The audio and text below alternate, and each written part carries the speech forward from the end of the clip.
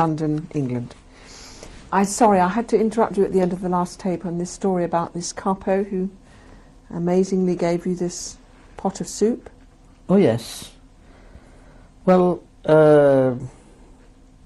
after this experience, of course, I have tried to come more often around the kitchen and circulate there, you see, in my spare few moments, and see if I can scrounge any more food, if there was anybody or anything, but of course no such luck.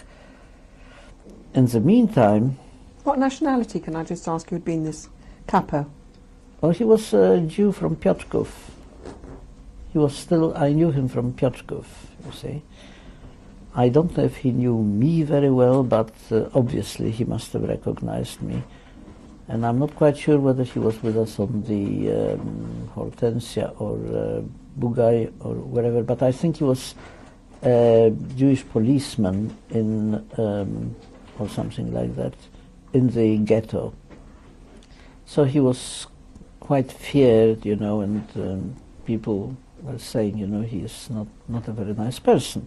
And how do you account for this act of kindness? No idea. No idea. All I know that, well, I haven't finished even, you see, because it's well, part of the story. But what happened at that time, that at one point, again, I heard some strains of music in that camp, and I thought to myself, here, in Flöysberg, somebody's trying to play music. It's not possible. I must be dreaming. And following the sound, I went as far as the local sick bay, and there was a young fellow. When I say young fellow, he was an adult by comparison to us, by trying to play a little harmonica. So you see, he was trying very hard, but of course nothing significant came out. So I said to him very simply, that's not how you do it, you know. In German, we are conversing in German. And he very simply said, all right, you show me. So I did. Well, he was quite taken aback, and we got quite friendly eventually. He was a young doctor who was apparently working in that sick bay.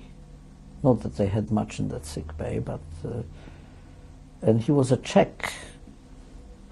He said his name was Joachim, and that his parents owned a whole village at home, when the village was taken over by the Germans because it had a uranium mine, and they were very wealthy, and they put him into the camp here.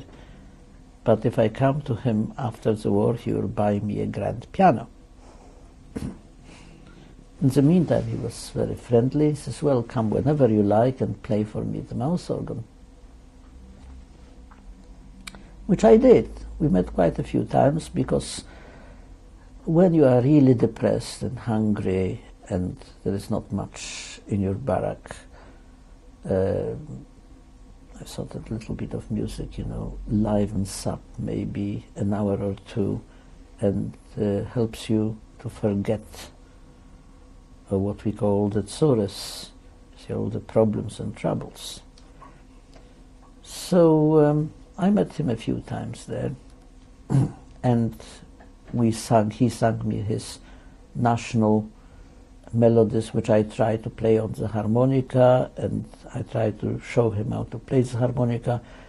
Actually, he wanted to give me that instrument, but I say no, I better not, because if an assessment finds a harmonica in this place in my pocket, obviously he will say I stole it and he will shoot me for it. So we are not supposed to have anything but a spoon with which to eat and a pot in which to keep our soup, and that's it. So of course he relented. Now going back to work, and one day we were working somewhere, you know, on building that road, as I told you, when I was picked at random by our assessment in charge to go with a couple of others to go and fetch our lunchtime soup. You see, every time somebody was picked at random, you and you and you, go and fetch the soup. The soup was brought in kettles, huge kettles, barrel-like structures, which had 2 ears and a sort of a long pole stuck through it, and you carried it on your shoulders, and you had to be very careful not to spill precious drops of it because of the value of the food. And for the great privilege of doing this job, you got an extra portion of soup dished out to you, which was very good. So with 3 others, because there were 2 kettles, I went to the kitchens, and who is outside the kitchen but my favorite capo? So he asked me, how many? So I said, 16. He goes to the door and says, 26 portions. No, 26 portions. 10 portions of soup. That's life. What is he doing? But I couldn't interfere. It was already done. So he murmurs, good luck to you. Off you go.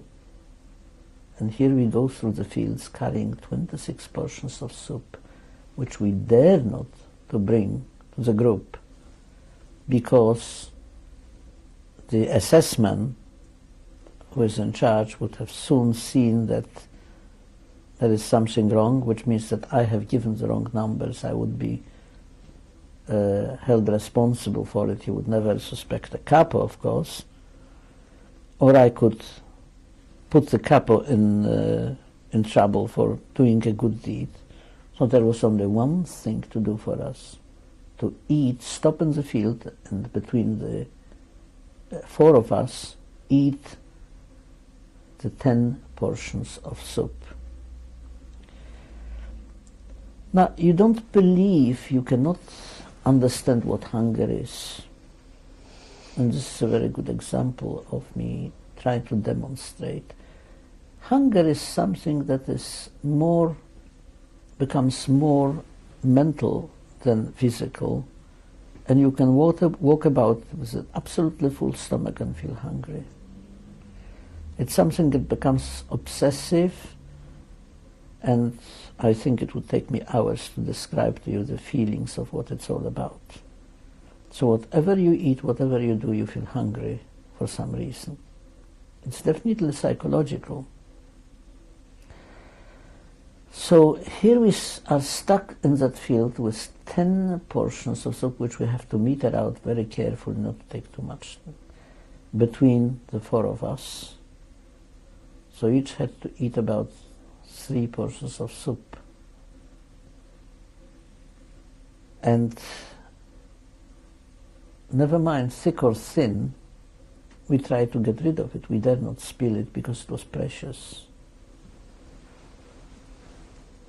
So we ate up the soup,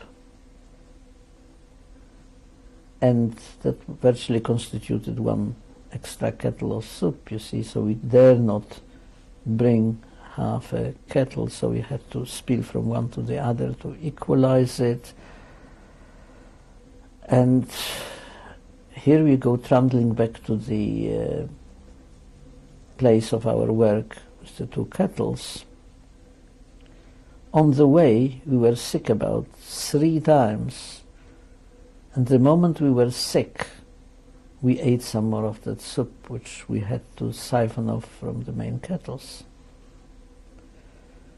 Of course, when we arrived and the soup was distributed, we received not only our soup but an extra portion, and again, we dare not saying we are not hungry. Surreptitiously, I gave away my portions to one of my close friends with whom I at the time shared a bunk, you know, we were two to a bunk, and I gave him my soup. But I remember I was standing there looking at the people eating that soup, and I had this extra portion and I couldn't eat it. I was virtually sick and I was still feeling hungry. It's very hard to describe. Then of course we had to take the empty kettles back.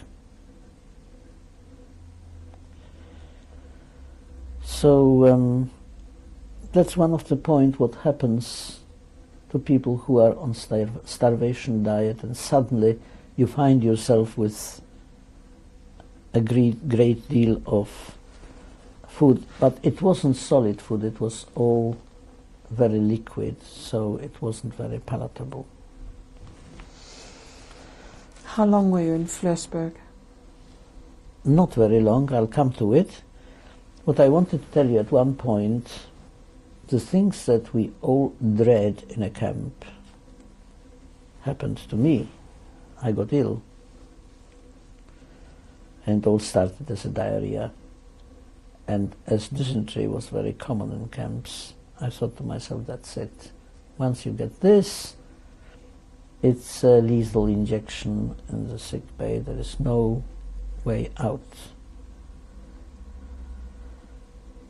And I was absolutely in despair. I thought to myself, well, that stops me in my tracks. Obviously, I cannot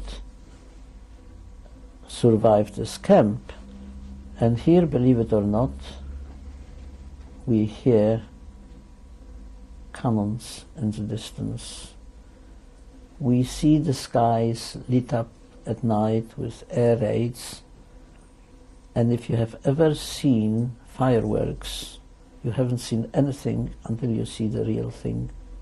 When planes are in fighting, when they are being shot at with tracer bullets, when they drop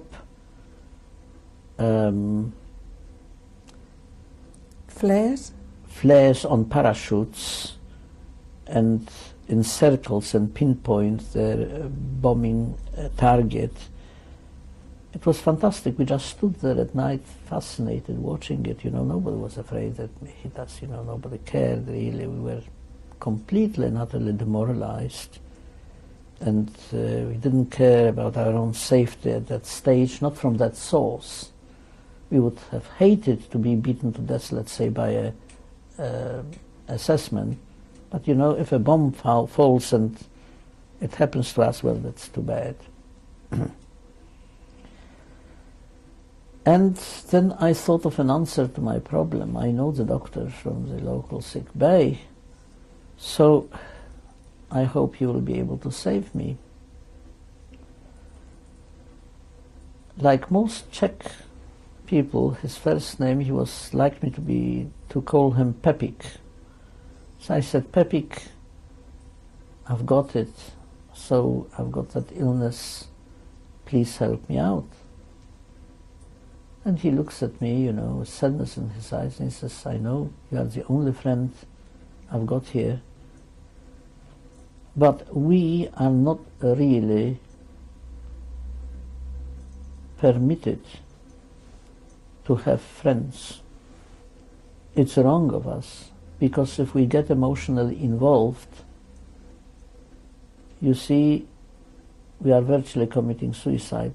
There is nothing I can do for you. It may be a very simple matter, but I've got no medicines whatever which I can prescribe you. And on the diet you have got here, my dear fellow, it was nice knowing you, but I can't help you. As much as I'm terribly sorry, and I really like you. So with heavy heart I went back, not sleeping a night, and spending a lot of time in the latrines.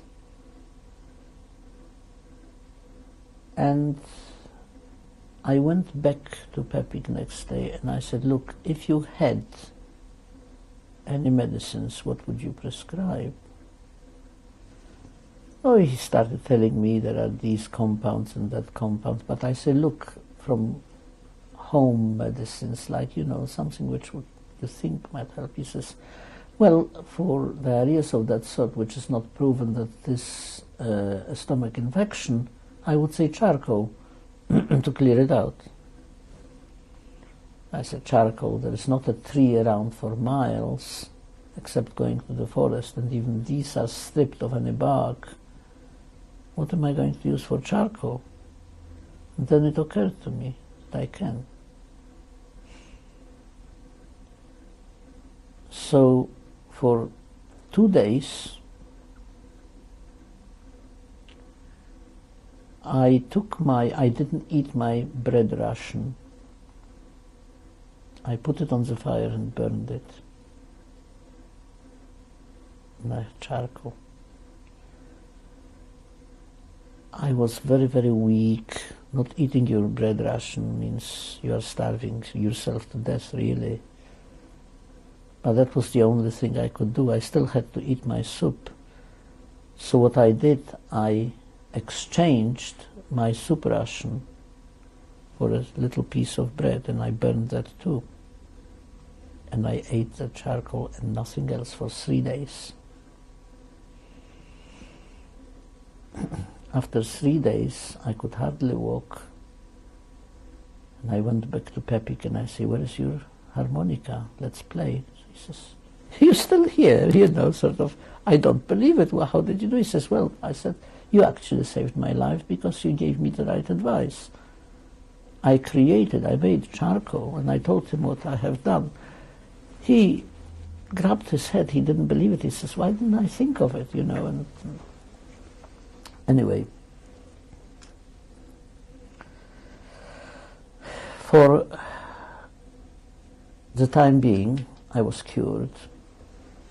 And after that I started eating, and I regained a little bit of my strength, and I was able to work.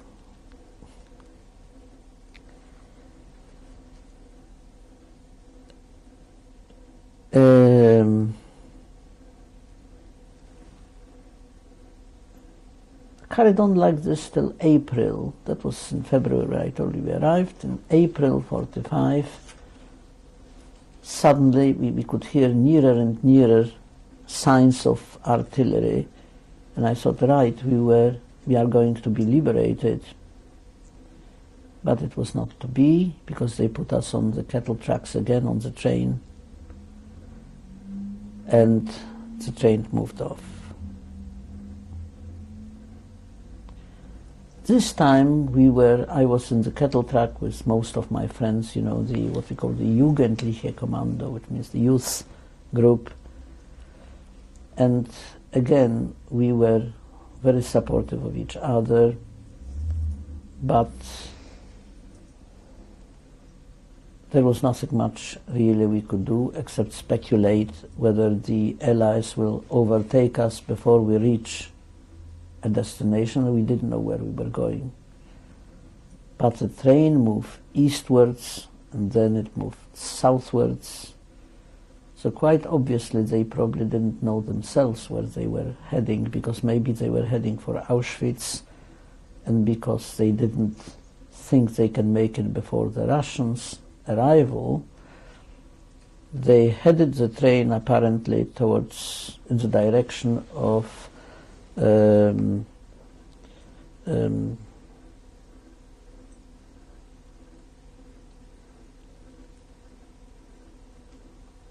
Austria.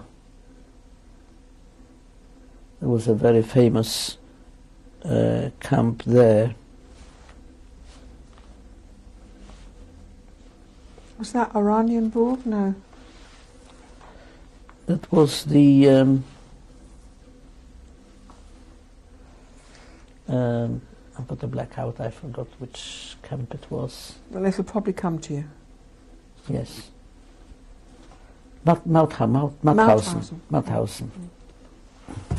But of course we didn't know that. The train trundled on, and on some days we were let out to relieve ourselves, you know, outside. On some days we were given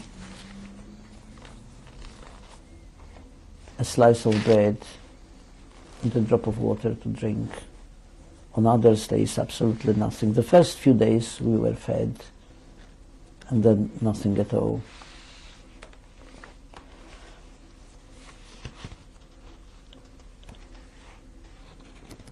And we didn't know, of course, where we were going and for what purpose, but we gathered that this must be our final destination, whatever happens. And if we arrive at a camp, I don't think the Germans will let us live, because we are witnesses to too many atrocities which they have committed. So we were talking about escape, which was virtually impossible, and the train was going and going for about 12 days. And on about the 10th day, you know, we were in cattle trucks with little windows on top which were barbed, wired, and we could just about, some of us, look out through the window, but it was actually, they were too high for little boys like myself. And whenever the train stopped, we saw people coming near and trying to throw some food into our trucks, help us. And we got messages that they were Czechs, that we are going through Czechoslovakia, or what they call Sudetengebiet. So at least we knew one thing, that if we try and escape, this is not Poland, and we get support from people who are at least friendly, who are willing to help us, because they risked their own life trying to throw to us some food, for which they were shot at by our guards. I don't know if any of them got wounded, but they were shot at. So nobody really dared to approach. But whenever the train stopped the train usually stopped when there was air raid, and the guards ran out of the train, leaving us like sitting ducks, so you know, whatever happens to them, who cares? But they ran away and hid in the surrounding fields and ditches. Then they came back and the train moved on again. And eventually we tried to talk escape. While I was sitting in that train,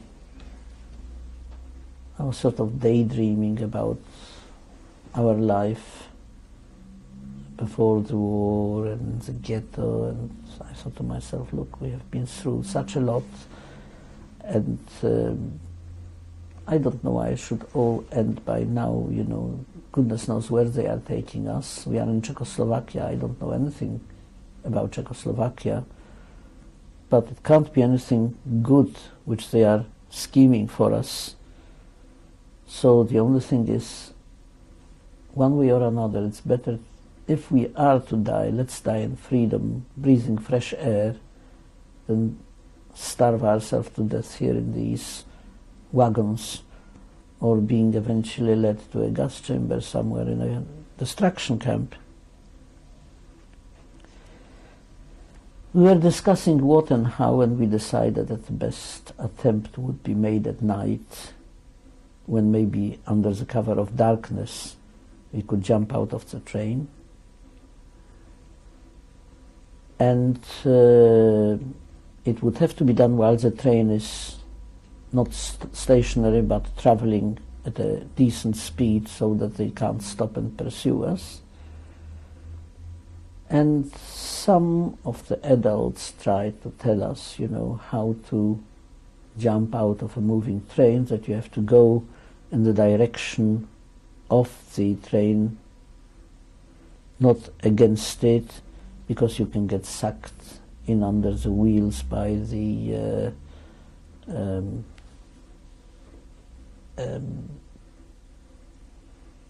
air suction, you know, whatever it is. So we were primed to all that, and eventually, I think it was on the 13th or 14th day of our journey that 7 of us, of the whole group, shook hands that whatever happens, we are going. So that evening, one of the boys stood on all his fours like a dog under that window. Another one crawled on his back, and the third one crawled on top of him.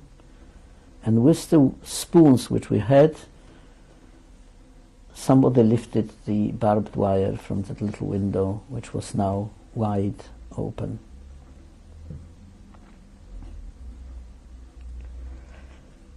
The first one who jumped out was our foreman, Katz, strong boy, and he was very, very lucky. The train was actually passing through a little forest, and he dived among the trees and vanished, and he managed to run away. The second person who jumped out a little bit later, we heard a shot, but he was not hit, I think, and he managed to scramble and run away. I was the third one. When my turn came, I just said very simple goodbye. I asked a few people, are you sure you don't want to come with us and whatnot? And I had to scramble on top of the one who stood on all the fours and on top of somebody else, and another person gave me a shove from behind, and I held on to the rims of that window, and I was already on the outside of the train. I pushed myself away with my feet and landed in the ditch next to the railway track.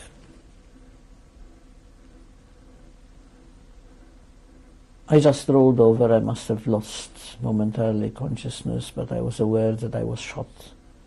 There was a shot, and the bullet came right into my thigh.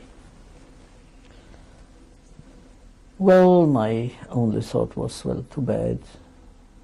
Whether I die this way or I am being finished off somewhere, in a much worse fashion. It's just a shame that it has to end this way. We came so far, and we hear already Allied army approaching. We could have been saved. It's not to be, it's not to be. And I lost consciousness, I think, for a little while. When I came to, I realized I'm still in the land of the living. When it's no use moaning about things which you cannot alter, and I put a hand in my pocket and realized that the bullet went into my pocket, into the spoon which I had in my pocket, forced the spoon right into the bone, up to the very bone of my leg, and exploded in so many different shrapnels. I had a hole in my thigh. I could put my whole fist absolutely right up to the bone. So I thought to myself, now what do I do now? Obviously I cannot rely on my own resources. I've got to trust somebody, because I'm wounded, and heavily wounded, and I don't know if I can manage to survive. So if I surrender even to the Germans, at least, they'll finish the agony. I just can't do anything about it. So as I lay there, the first thing was that, what do I remember about first aid? When there is a terrible blood flow and a big wound, you have to make a tourniquet. Okay. I'm sorry, I have to interrupt you there. We've come to the end of this tape.